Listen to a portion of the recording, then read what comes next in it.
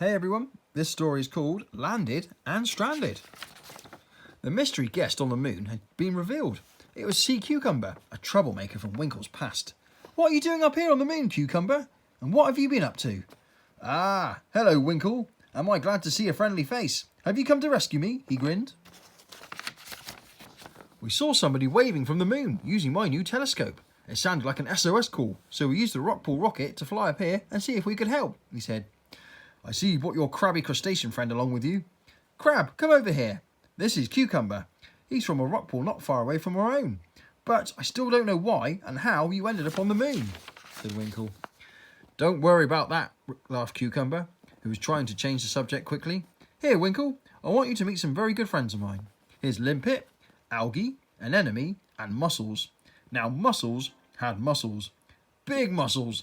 Really, really big muscles.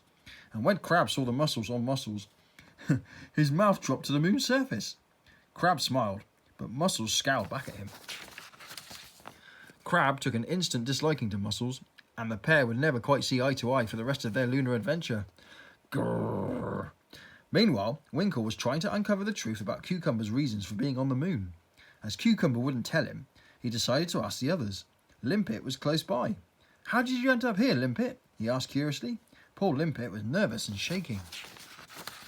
Follow me, he stuttered nervously. He showed Winkle the remains of what was a space capsule. This is how we got here, he added. We were on board a rocket, heading for the International Space Station, when we were hit by a meteor shower. Our capsule became separated and was sent off spiralling into space. Another rock hit us, and our trajectory changed, sending us on a collision course with the moon. We managed to survive the impact, but our capsule didn't, he said. So now we're stuck on the moon with no way back home. Poor Limpet. That was a lot of information for Winkle to take in. Now Winkle wanted to know how Cucumber and the others managed to sneak into the capsule heading for the International Space Station. There had to be a reason behind it, and Winkle was going to make it his mission to find out the truth. Cucumber was on a mission of his own. He really was a troublemaker. He had a big plan under his hat. He chuckled. Cucumber wanted to take control of all the rock pools in the world, but to do that he needed a special satellite computer code. Cucumber believed that the code was located somewhere up on the International Space Station. Cucumber had a naughty idea. He was going to steal the Rockpool rocket and fly to the space station all by himself. What Cucumber needed was a distraction, and Crab and Mussels provided that. Mussels was teasing Crab about his size. You are too small to be an astronaut, he said. You've got to be the smallest, crabbiest astronaut I've ever seen. Where are your muscles? Have you got any? He grinned. What a rude thing to say. Pah, huffed Crab, who was feeling a little bit embarrassed. I'd rather be small than be as big as a giant clam, he said. Grrr, hissed Mussels. He didn't like being referred to as a clam. That made him really angry.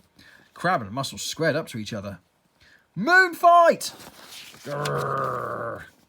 With the tension already at boiling point on the moon's surface, Cucumber sneaked away and climbed into the Rockpool rocket. He scrambled around looking for the ignition buzzer. Then he got a shock. I wouldn't touch that if I were you, called a voice. It was Shrimpy. Who are you? He said. Step away from that buzzer.